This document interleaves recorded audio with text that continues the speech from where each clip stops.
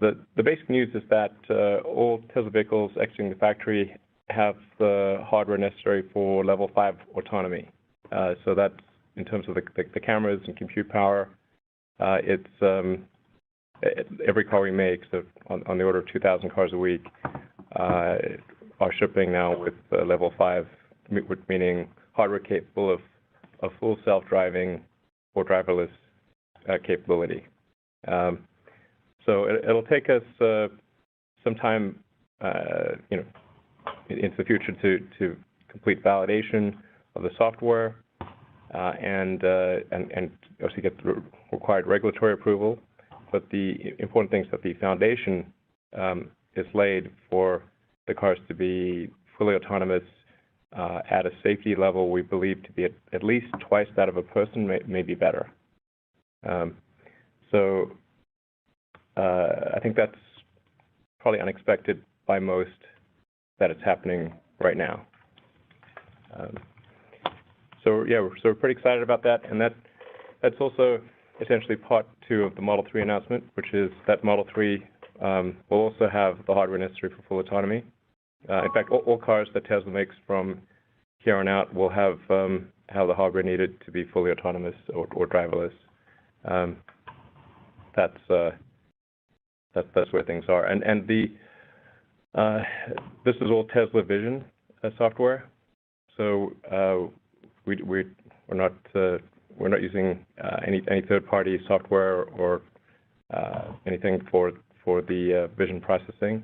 This is a Tesla-developed neural net, and although it's somewhat hardware independent, it could be. We could actually run this on NVIDIA, AMD, or Intel. We did pick the NVIDIA Titan GPU as the main chip for the neural net, but it was a pretty tight call particularly between AMD and NVIDIA. But ultimately, we thought NVIDIA had the better hardware. So that's kind of where that's I think pretty huge news. Now with that, we can go into questions. Okay, our first question is from Nikki Gordon Bloomfield from Transport Evolved LLC. Your microphone is now open. Yeah, good evening, Elon. I've got 2 questions. I don't know if you're in the place to answer 2, so please pick one if not. Autopilot's proven very reliable thus far with minimal problems with its safety, but I'm asking if Tesla will be offering indemnity against crashes involving fully autonomous autopilot mode in much the same way as Volvo is promising to do when level 5 autonomy is activated on your vehicle. No, I think that would be up to the individual's insurance. I mean, just like it's if it's something endemic to our design, certainly we would take responsibility for that. But I think once you view sort of autonomous cars much like an elevator in a building, does Otis take responsibility for all elevators around the world? No, they don't.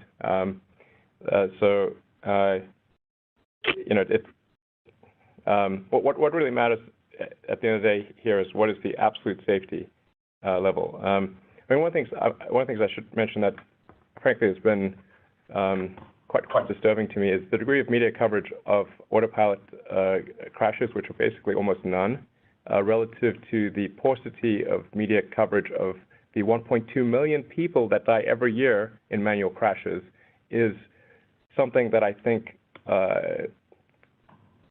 does not reflect well upon the media. It really doesn't. Because, and really you need to think carefully about this, because if in writing some article that's negative, you effectively dissuade people from using an autonomous vehicle, you're killing people. Next question. Our next question comes from Jack Stewart from Wired. Your line is now open. Hey, good evening. I was wondering, Elon, if you could just spell out how you see this rollout of autonomous features happening once these cars start to become enabled? The press release says that new features will become available bit by bit. How do you see that? Are we going to see full city driving straight away, or a more limited feature set?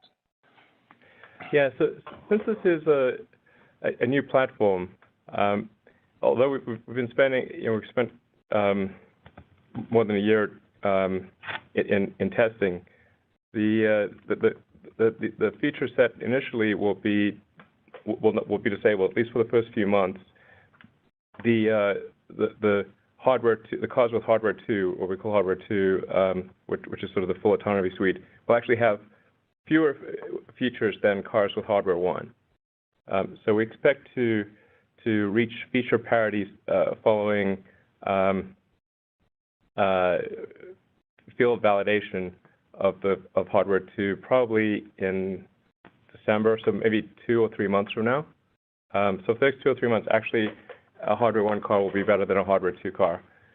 And then approximately every 2 or 3 months thereafter is when we expect to release significant improvements in autonomous capability. And our goal is, and I feel pretty good about this goal, is that we'll be able to do a demonstration drive of full autonomy all the way from LA to New York. So basically from a home in LA to, let's say, dropping you off in Times Square in New York and having the car go and park itself by the end of next year, without the need for a single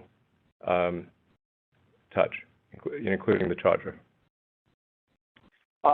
What is happening to Autopilot in the vehicles with the new hardware? Could you speak specifically to that? What is happening to Autopilot in the vehicles with the new hardware? Well, the new hardware is what will enable self-driving, which is different from Autopilot. Autopilot is a term that's been in use for more than half a century as an assistance, a flying assistant in aircraft for pilots. That's why we chose to use it. It does not represent self-driving any more than Autopilot in aircraft makes an aircraft self-flying. So I'm just trying to understand. So the Autopilot, which has been associated with your advanced driver assistance technology here, up until now, is that what happens to that system? What happens to that name, if you will, as you go forward with this new hardware? It's just not clear from the release, and I just want to understand how you're handling that. Yeah, there's basically there'll be two. There'll be two options for buying our car. One is what we call enhanced Autopilot, which is kind of quite similar to what the Autopilot that we had been offering, except that it's got redundant forward cameras, and it has a left rear camera and a right rear camera, as well as a significantly improved ultrasonic sonar and much more computing power. The net effect of enhanced Autopilot is you should be able to go from freeway on-ramp to exit, as well as transitioning between multiple freeways and passing and maneuvering around other cars without touching anything with enhanced Autopilot. Then there's sort of the full self-driving capability, which will take care of the much more complex situations in urban environments. And so there'll be two options that people can pick in buying the car. Either basically an improved version of Autopilot or full self-driving. So one's kind of 4 cameras, the other's 8 cameras. Yeah, that's sort of what will happen. Now the hardware 1 Autopilot vehicles will continue to improve with improved software, as the fleet learning, as we accumulate more miles. It will continue to get better and better. But it is limited by the fundamental hardware that's on the hardware 1 cars, in that there's only one forward camera. They're ultrasonics, but they have half the range and resolution. it has the radar, and so there's within the context of that sensor suite, the hardware one cars will continue to get better over time. Thank you. Our next question is from David Baker from the San Francisco Chronicle. Your line is now open. Thanks for doing the call. I actually wanted to follow up on exactly what you were talking there. Could you walk us through the differences between the hardware suite on the existing Autopilot cars that are out there and this new suite? In other words, you were talking about more cameras, better sensor range. Could you just detail each of those changes? Yeah, absolutely. So we go from one camera to 8 cameras, and three of which are forward cameras. So we have redundancy in the forward camera, is sort of looking forward, and we have 360-degree coverage, visual coverage around the car. So that's a pretty big upgrade. The compute power increases by a factor of 40, so 40x increase in compute power. So it's a gigantic increase in computing power. In fact, the computer will be capable of 12 trillion operations per second. So it's basically a supercomputer in a car. And then the ultrasonic sensors are next generation ultrasonic sonar, which have about twice the range and resolution of the current sonar, and that's also 360 degrees. I mean, there's also some other minor things like the GPS is more accurate and provides more frequent updates, and there's some other minor sensor improvements on the IMU, the initial measurement unit, and a few other areas. Hey, Elon, I'm just wondering, what are your thoughts on the regulations around this? Is it going to be limited based on, in Texas you can do this and in California you can do that, and it's going to be different, or are you just going to say everyone everywhere can do it? What do you think on the regulatory side? Well, it's not up to us. It's up to the regulators. Hopefully, in the U.S., things do not become balkanized so that it's different in every state, because I think that would be detrimental to the U.S. consumer. And I think in the EU, it's like for the confident it'll be a uniform standard. So it's really a question of what does the public think is appropriate, what do regulators think is appropriate, and gathering enough data, because the system will always be operating in shadow mode, so we can gather a large volume of statistical data to show the false positives and false negatives. When would the computer have acted, and would that have prevented an accident? Or if the computer would have acted and that would have produced an accident, we can think, but that's operating in shadow mode, so we can say when would it have incorrectly acted or not acted, compare that to what should have been done in the real world, and then at the point at which it is a statistically significant result that shows like a material improvement over the accident rates for manually driven cars, I think at that point regulators are likely to be comfortable approving it. But that approval process really could be radically different from one part of the world to another. It's not something within our control. One last just follow-up to that is, you talk about rolling out new features every 2 to 3 months. Will the regulatory environment in the U.S. or the EU or wherever hold you back from rolling out those improvements, or will you roll them out and then ask forgiveness instead of permission if you think that it's safer? Well, I mean, we've always rolled out our autonomous functionality within the regulatory framework of any given country. So this is not a pleading forgiveness on permission. We work. We look carefully at the regulations and make sure that what we do is in line with those.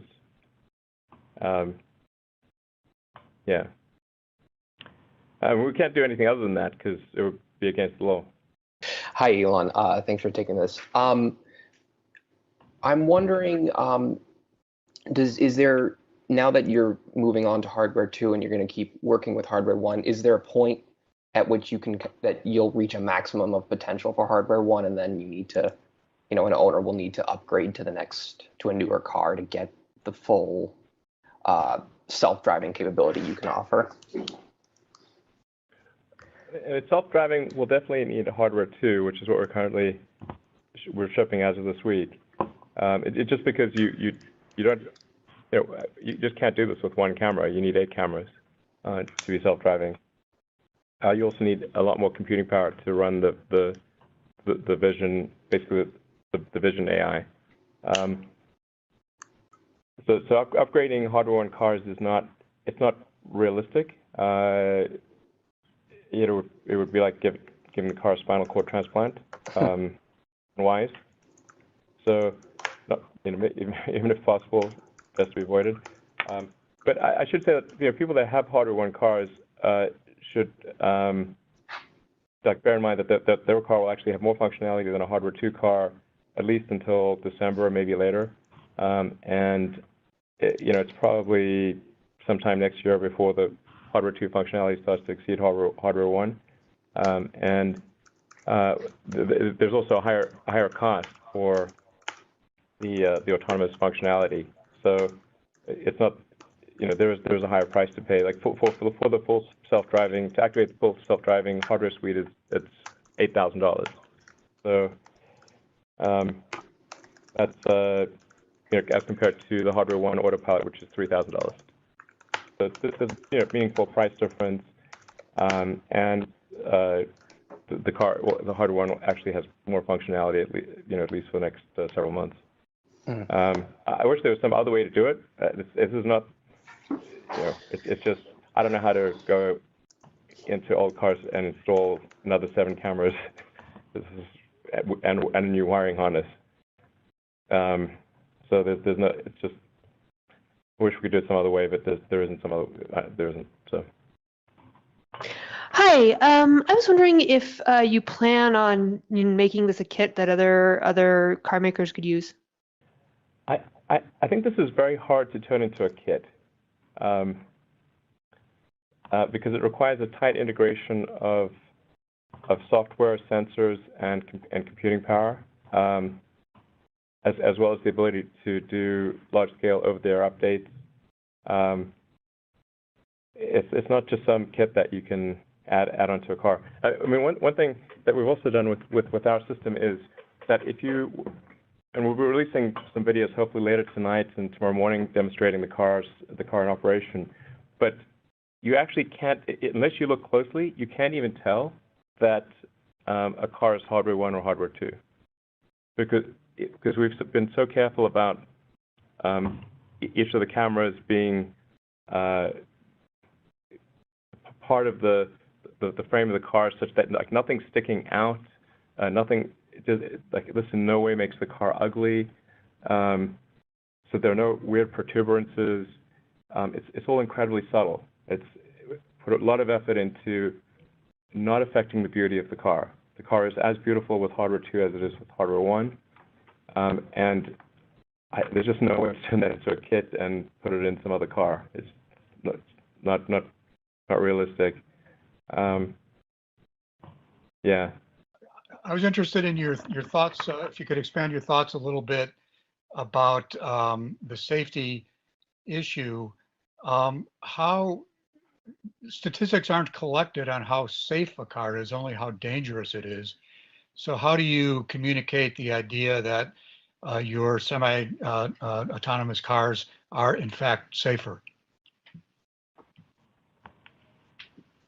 It's not that difficult. I mean, simply say, how many miles have been driven, and then how many deaths, serious injuries, meaning like an unrecoverable injury, or minor accidents were there. And obviously, there are many more sort of minor accidents, and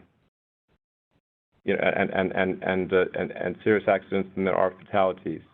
So that provides a much richer statistical sample set for comparing the relative safety of autonomy versus not autonomy. And we see consistently significantly better results with autonomy than without. And that just gets better over time as the system is further refined. Hi, Elon. I have a quick question about inclement weather and how has hardware 2 improved over hardware 1? Well, inclement weather, you mean does it work in snow and stuff like that, or what do you mean by inclement weather? Sorry. Anytime, say, there's potential for condensation or precipitation on the cameras tends to be a problem. How have you dealt with that?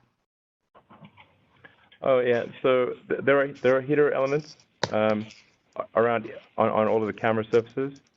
So it can just it's actually we have that on hardware 1 as well.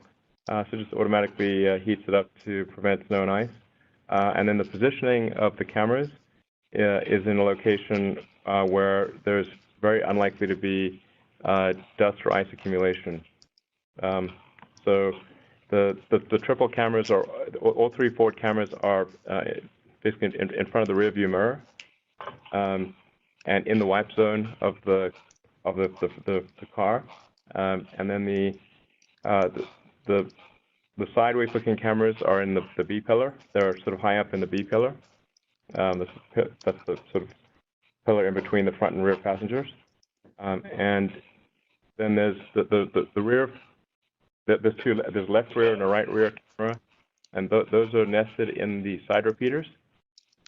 And so they're out of the flow of rain and snow and whatnot.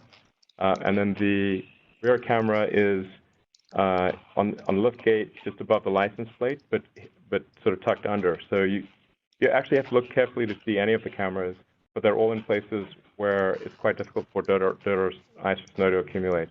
If one of them is blocked, the system can actually tell that it has some opacity reduction and can alert the occupants in the car to clean off the camera. Hi, you mentioned that this is related to the Model 3 and the Part 2 unveiling, and I just kind of wanted to focus a little bit on more of that and how it really applies to Model 3, and is this all going to come standard on Model 3? Will there be a way to upgrade like there is now from what is included as far as the software standard and what's paid? Yeah, the full autonomy hardware suite will be standard on all vehicles that Tesla makes from here on out. We'll continue to make improvements, and those improvements will affect the probability of an accident. But we feel pretty confident that the current hardware suite will be at least twice as good as as people on average.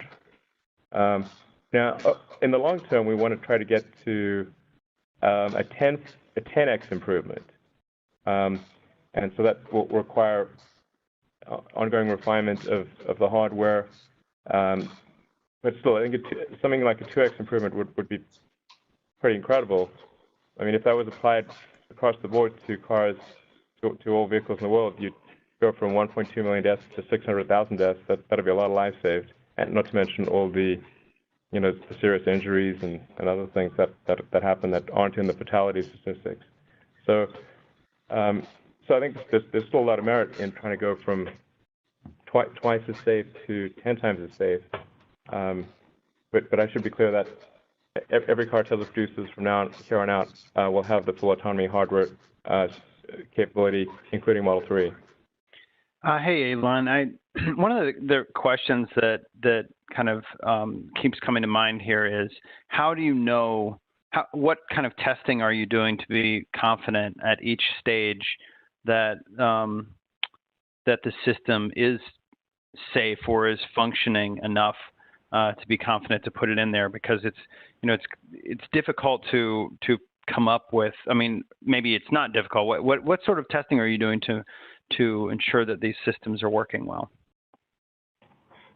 Yeah, it's actually it's not all that difficult. I mean, we start off obviously with testing with Tesla, with our Tesla QA team. So we're testing initially on a closed track with our test engineers.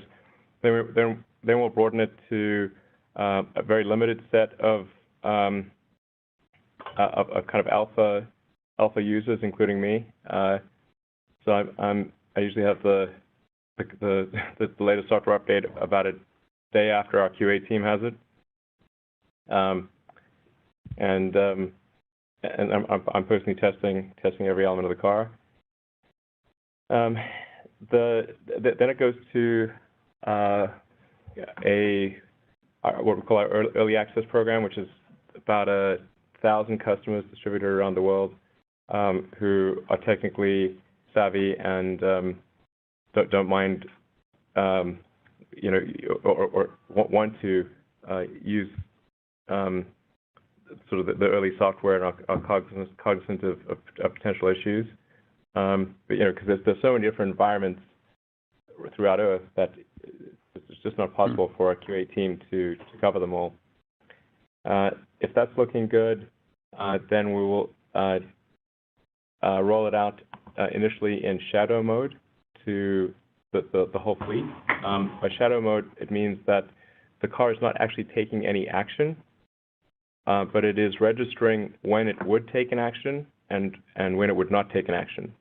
And then you can compare that to cases where, let's say that somebody had an accident, but you can look at the vehicle logs and say, well, if the car had been in autonomous mode, that accident would have been avoided. Then okay, that's obviously plus.